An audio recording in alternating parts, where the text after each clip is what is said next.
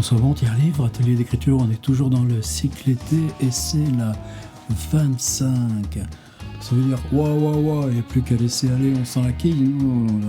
Je pense que c'est maintenant qu'on va commencer la route pour la route et puis faire encore venir du matériau, mais profiter de tous les gens qu'on a pour aller pousser les murs un petit peu plus loin. Alors, la question des sensations, la question des perceptions, pour moi, ça fait partie aussi de ce qu'on retraverse forcément dans les cycles. Il y a longtemps qu'on tourne autour de ça, dans l'ensemble des 240 propositions et quelques qu'on peut avoir sur Tiers Livre, l'affinité de la lecture qui est un acte visuel, même si l'oreille interne travaille énormément avec les représentations du réel. Donc si j'appréhende et que je stocke en moi des expériences du réel d'après mon expérience visuelle, alors à ce moment-là, je décrypte le texte depuis ce bassin là d'accumulation visuelle et je reconstruis une représentation d'après le roman et c'est le rôle un des rôles de la littérature de refabriquer cette illusion visuelle depuis ce même mécanisme reparti dans l'autre sens. Et cette proéminence du visuel, bien sûr, on l'assume, on travaille en permanence avec la vue, les cadrages, les mouvements, les déplacements, la part invisible du réel, invisible renvoyant encore à la vision. On a eu des propositions et peut-être ce serait bien qu'on y revienne ici aussi, puisque si on ouvre là un mini-cycle sensation sur Louis, vous savez ce livre de Giorgio Manganelli, Bruits et voix, ou Michaud, là, ces bruits à rechercher là, pour son film Un monde visionnaire. On a déjà traversé ces zones-là, mais c'est comme... on fait des gammes, mais à chaque fois, quel que soit le projet, on doit l'agrandir avec ces multiplicités de paramètres très précis. Donc, il y a une légitimité à le faire. On n'invente pas des choses là, au bout de 240 propositions d'écriture qui tombent tout rôties du ciel en disant « Oh, ça, on l'a jamais fait !» Et pourtant, on y arrive. Un des moments les plus beaux qu'on a eu cette année sur Tiers Livre, on a fait quasiment chaque mois une rencontre d'auteurs. On a toute l'archive maintenant sur notre Patreon. C'est formidable d'avoir des heures et des heures comme ça de discussion sur l'écriture, tout simplement. Comment on s'y prend, puis sur la table à écrire, et puis sur les outils, et puis son propre parcours, l'accès, les difficultés. Ensuite, le rapport à l'édition. Chaque fois, ça a été formidable. Tout simplement, pourquoi ? Parce qu'on n'est pas là à dire nous allons parler de votre livre. Non, on était... nous, on écrit, vous écrivez. Qu'est-ce qu'on a à se dire ensemble ? Et une des plus belles rencontres, donc, sans enlever rien aux autres, ça a été avec Ryoko Sekiguchi. C'est toujours en ligne, c'est accessible depuis le Patreon du site. Elle venait juste de publier L'Appel des odeurs, mais on a beaucoup travaillé échangé plutôt sur le parcours, son rapport entre la constitution de son écriture entre les deux civilisations, ou les deux cultures, appelons ça, ou les deux langues, tout simplement. C'est plus que la langue. Et bien sûr aussi, si on avait fait cette invitation à Ryoko, c'est que Manger fantôme ou La voix sombre, on s'est souvent servi de ces textes les plus singuliers, nous, pour déchiffrer en atelier d'écriture. Et sur la question de l'olfactif, la question des odeurs, c'est pas si évident que ça, c'est pas si simple. Alors, il y a eu ce best-seller, là, le parfum, Patrick Suskind, moi ça m'est tombé des mains. Et, par contre, on a travaillé avec ce livre de Philippe Claudel, Parfum. Et dans ce livre de Claudel, qui est paru en même temps que mon autobiographie des objets, qui est construit un petit peu pareil, avec une trentaine chacun de textes brefs. Chaque texte part sur une odeur particulière, piscine, pluie d'orage, poisson, pommade, prison, Et lui, il a travaillé en prison, comme dans les services éducatifs. Coiffeur, chou, chaume, cave, cannabis, brouillard après rasage. Il y a aussi ce chapitre éther, où sans le vouloir, l'un comme l'autre, on est revenu sur on a le même âge, sur ces ballons d'éther qu'on nous appliquait enfant lorsqu'il s'agissait d'anesthésie pour extraire les amygdales. Oh, quelle sensation! Donc, avec Philippe Claudel, on était simplement parti sur l'idée, on prend une odeur et littérairement, on la décrypte. On a fait de très belles séances. Et en découvrant l'appel des odeurs de Ryoko, d'abord, c'est pas que j'avais une gêne, c'est qu'on a principalement donc des histoires, là encore, indépendantes, séparées, qui seraient presque du même format, 2, 4, 6 et demi, 2, 4, 6, 7, et 3...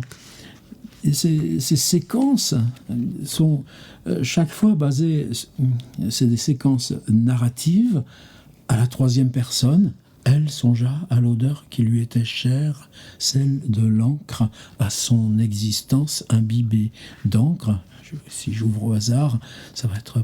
Ou peut-être était-ce son haleine qui ne lui avait pas plu, et c'est alors qu'elle se rendit compte que finalement cet homme qui se parfumait, même le soir avant d'aller au lit, qu'elle croyait sentir bon, ne l'avait jamais laissé sentir sa propre odeur.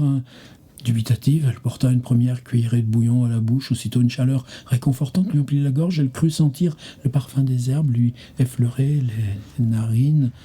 Je ne vais pas me balader comme ça, mais c'est toujours ce « elle » au Palais Royal à une autre époque. Elle ne portait presque jamais le même parfum 2 jours de suite dans son dressing. Il y avait, ça, c'est le travail narratif que fait Ryoko Sekiguchi. Le « elle », il serait évidemment beaucoup trop naïf de dire « ah, il représente l'auteur ». Elle était artiste textile et travaillait les teintures naturelles. Non, ça, c'est pas Ryoko Sekiguchi. Mais on est dans un dispositif narratif très précis. Pas du tout, donc, autobiographique, comme le livre de Philippe Claudel. Une fois par an, le père emmène le fils chercher du crottin, du fumier de cheval, quelque part, quelqu'un qui en a réservé, tout simplement pour fumer le petit jardin ouvrier qui sert à la famille. Et cette odeur, même à un demi-siècle de distance, où l'enfant devenu adulte, ça lui ressuscite, et le jardin, et cette journée annuelle si particulière, et l'odeur même de son père ou sa gitane maïs. Donc ça, ce serait une espèce de corpus commun sur lequel, évidemment, chacun a responsabilité de travailler, responsabilité d'ouvrir, d'autant plus que, je dis, cette question des sensations, qui est si prégnante dans la littérature, elle est un petit peu écrasée par la dominante visuelle. Et c'est pour ça qu'on va aussi travailler sur l'auditif, là, tout bientôt. Si on ouvre une petite mini-série comme ça. Mais, ce livre de Ryoko, c'est ça aussi qui est... si ces histoires constituaient des chapitres, c'est pas du tout numéroté, on pourrait dire, tiens, voici un recueil de... On pourrait se dire, voici un recueil de nouvelles de Ryoko Sekiguchi à partir de la thématique des odeurs. Et on aurait une lecture différente. Simplement, le livre comporte entre chacune des pages en italique. On va regarder ça de plus près. Est-ce que c'est systématique? Non. Quelquefois, les passages en romain se rejoignent. L'odeur d'une bibliothèque, puis après, souvenir des odeurs dans la salle de lecture de la Bibliothèque nationale de France. Mais la plupart du temps, on finit un paragraphe en romain, et hop, là, on a une double page en italique. Et si ça continue, encore une double page en italique. Et on va regarder ça sur l'ordinateur de plus près. Mais c'est vraiment la technique d'écriture qui change complètement. Là, vous voyez, je suis page 142. L'histoire en romain, narrative donc, dans un lit, C'est au réveil qu'elle comprit pour la première fois qu'elle ne sentait plus. Au bout de 3 jours, clouée au lit, l'odeur de transpiration qui imprégnait ses draps n'aurait pas dû les quitter, mais elle s'aperçut en ouvrant les yeux que la fièvre, la chaleur s'étaient retirées, qu'elle ne sentait plus sa transpiration, sa propre peau avait disparu. Elle avait déjà pensé qu'en cas d'anosmie, elle ne pourrait plus sentir les autres. Elle n'avait pas imaginé qu'il lui serait impossible de sentir sa propre peau. Et souvenez-vous de la période du Covid, dont c'était un des premiers symptômes, même pour celles et ceux d'entre nous qui n'en ont eu que des versions aisément ou à peu près guérissables. Et le trouble où ça nous met. Alors si vous voulez bien, on va aller regarder sur l'ordi directement, en affichage, qu'est-ce que c'est que ces passages en italique.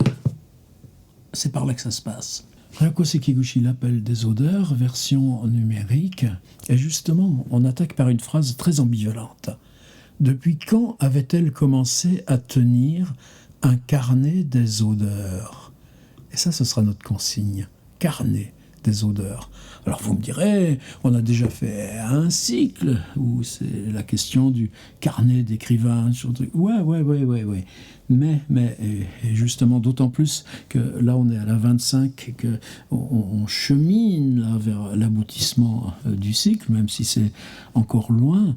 C'est pas les questions de travailler sur le carnet, comme chacun a le sien, c'est la question de travailler sur l'amont de l'écriture, sur la méthodologie de l'écriture. Donc la question du carnet, elle n'est pas dissociable. Alors, cette première phrase de l'appel des odeurs de Ryoko Sekiguchi, pour moi, c'est ça où je dis que c'est ambivalent. Depuis quand avait-elle, c'est-à-dire elle ne s'en souvenait pas exactement, ce n'est pas qu'elle avait un nez particulièrement développé, elle ne repérait pas forcément avant les autres une odeur venue de loin. Donc on a la machine du livre qui est tout de suite annoncée avec son elle à la 3e personne, sans savoir si c'est l'autrice ou pas. Par contre, un carnet des odeurs, ouais, ça nous intéresse. Au début, et vous voyez comme tout d'un coup, le carnet des odeurs ici revient comme une espèce de fractal et on développe. Au début, elle consignait uniquement les odeurs inconnues ou étranges qu'elle avait remarquées ou celles qui lui avaient plu. Ben déjà, rien que ça, c'est un programme pour la méthodologie personnelle du carnet. Parfois, elle notait les mots odorants trouvés dans les livres ou des passages consacrés aux odeurs. Et elle joue en permanence sur cette ambivalence. Non seulement elle n'arrêtait pas de sentir, surtout elle ne cessait pas d'écrire, ses carnets épaississaient, s'accumulaient, prenaient de plus en plus de place. Désormais, elle ne notait plus seulement les odeurs rencontrées au cours de la journée, les phrases entendues dans la rue, d'innombrables extraits d'ouvrages sur l'odorat. Eh bien, on est toujours dans le travail personnel de carnet et d'écriture. Mais l'ambivalence où elle joue, c'est que aussitôt après, elle se mettait à imaginer l'odeur là où on ne la sentait pas. Elle s'approchait des tableaux, des fruits et des fleurs, semblait dégager un parfum. Lorsqu'elle levait les yeux, ça y est, on est dans le narratif et on est dans ce qui va amorcer la suite du livre. Et on continue l'alternance. Dans ces carnets se mirent à apparaître des séries de phrases qui ressemblaient de plus en plus à des récits. Donc effectivement, ce qu'on va lire est né dans les carnets. Ainsi, ces histoires ont été contées sur les pages et dans l'air. Ça veut dire que maintenant, on a cette dissociation qui s'est effectuée.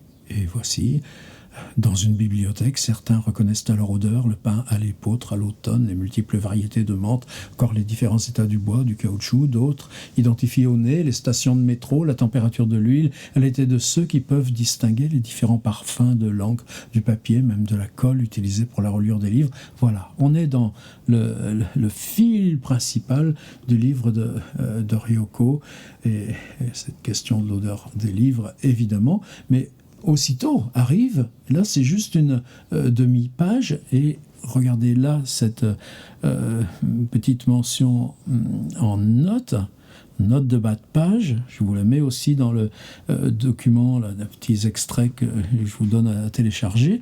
La partie carnet d'odeur, donc c'est bien le même mot, en italique, est constituée, outre les phrases de la narratrice, de celles glanées dans des ouvrages, citations, tantôt entendues, phrases restituées entre guillemets, mais non référencées, etc. Et là, comment ça commence? Le parfum ne connaît pas la notion de distance. Un parfum peut exister non seulement en tant que particules olfactives, mais par la pensée seule. Un souvenir de feuilles de pêcher d'il y a 100 ans, la simple pensée peut-elle en faire ressurgir l'odeur ici et maintenant? Et puis on commence la grande alternance. Alors, je laisse Jardin des Tuileries. Et puis ici, voilà encore 3 pages italiques. Donc, il y a quoi dans le carnet? Devinez la chaleur dans une image, supposer l'humidité dans un tableau d'annonciation. Des questions. Un photographe m'a dit que le plus difficile à photographier est la température ambiante. Donc bizarrement, elle parle beaucoup plus de la température que des odeurs. Comment distinguer une odeur venue du passé? Non pas l'odeur des objets anciens, mais celle qui a été rappelée du passé vers notre présent. A-t-elle un caractère reconnaissable? Donc on n'est pas dans la narration, on n'est pas dans la troisième personne, on est dans quelque chose qui tient plus des aphorismes, de la recherche. Mais regardez, se souvient-on des odeurs qui nous environnaient à la naissance? Et de notre odeur d'enfant? Comme on peine à se souvenir de notre voix d'enfant, l'auditif avec l'olfactif, enfoui au fond de notre corps par la superposition des variations de tonalité. Vous savez, la voix sombre, le répondeur téléphonique qui donne la voix du grand-père disparu. On a du mal à retrouver l'odeur qui était la nôtre dans le passé. Et si je continue encore, voilà, souvenir de voyage à Ferrare, encore la série bibliothèque, mais justement parce que cette question du livre, la bibliothèque est la médiation des livres dans lesquels on recherche le matériau pour tout ça. Et puis là, l'odeur de la faim, l'odeur de la déchirure. Et plus loin, elle nous parlera de est-ce que le silence a une odeur? On dit que l'argent n'a pas d'odeur, mais l'état de ceux qui en possèdent en a une. On continue. Ainsi écrivait-elle dans son carnet. Donc là, on a une variation thématique. Le carnet a dit un quasi-aphorisme. Avant de se retourner, Orphée a-t-il respiré le parfum de son épouse? Et on voit bien le fonctionnement. Ainsi écrivait-elle dans son carnet. Et là, on développe cette histoire de Orphée. Est-ce qu'il sentait Eurydice derrière lui? Et puis, retour au carnet. Lorsqu'on dit sentir une présence, que sent-on en réalité? Existe-t-il un au-delà pour nos odeurs? Entre Genève et Los Angeles, voyage, Téhéran, très curieux, la famille ayant vécu là-bas, apparemment, en fin de journée, son père dégageait une odeur différente de celle du matin. Il ne sentait pas mauvais, non, c'est plutôt comme s'il s'était transformé en autre chose qu'un humain. Il y avait un je ne sais quoi qui évoquait l'indigo. Et lorsqu'elle ouvrait la porte de la maison, la nuit tombée, il lui semblait que ce n'était pas son père qui se tenait devant elle, mais les vagues de la mer qu'elle n'avait vues que dans les tableaux, etc. C'est Ryoko. Voilà, ça, on n'entre pas. Par contre, quand on revient là, souvenez-vous de cette scène avec le père qui revient du travail le soir, portant avec lui l'odeur justement du bureau et de la ville, la porte qui s'ouvrait. Même image. Avec son petit frère, elle attendait impatiemment le moment où son père la franchirait. On est dans une espèce d'amont du texte qu'on vient de lire. Lorsqu'elle l'embrassait, il dégageait toujours une odeur de cuir, celle de son blouson, mêlée aux effluves d'essence de sa moto. Mais on est dans quelque chose d'extrêmement concret, mais que n'a pas repris le texte précédent en romain. Chaque fois, l'homme revient avec l'odeur de son lieu. Je ne vais pas continuer, surtout le livre, c'est pas la question de ça, c'est juste cette alternance. Vous voyez là, on voit là 2 qui sont jointives, 100 pages italiques, et on est vraiment sur des odeurs là de nourriture, et vous savez combien le culinaire fait partie là, de l'ADN là, de l'œuvre de Ryoko Sekiguchi. Et puis après, on revient, on reprend le rythme. À chaque respiration, on sent 20 000 fois par jour. L'odeur seule est capable de réunir ensemble animés et inanimés. On revoyage, Helsinki, des histoires de couples qui viennent là. Et là, des histoires de l'histoire, Mexique, l'Antiquité. Là, maintenant, on est à Paris. Et puis, quand on voit une photo, cette photo, qu'est-ce qui fait qu'à partir d'une photo, qu'est-ce que capte une photo en réalité? Est-ce qu'il y a une analogie entre le visuel de la photographie et l'odorat? New York, maintenant, oui, comme ce livre devient comme une espèce de map monde, et retour à l'histoire personnelle, l'histoire corporelle de l'odeur. Parfois, j'ai l'impression de sentir l'odeur de mon bébé, mon futur bébé qui est encore en moi. Quelle serait l'odeur de la tristesse? On sent parfois la présence d'une personne par son odeur. Y a-t-il une odeur de l'absence? Quelle serait l'odeur du secret? Voilà. Et quand Hiroyoko Sekiguchi nous dit « alors ces odeurs seront infinies », eh bien nous, là, on la prend au sérieux. Ce déploiement des odeurs et du monde intérieur que ça comporte, c'est infini. Alors elle vient de nous faire un sacré pavé dans la mare. Et je ne remets pas du tout en cause ce livre de Philippe Claudel.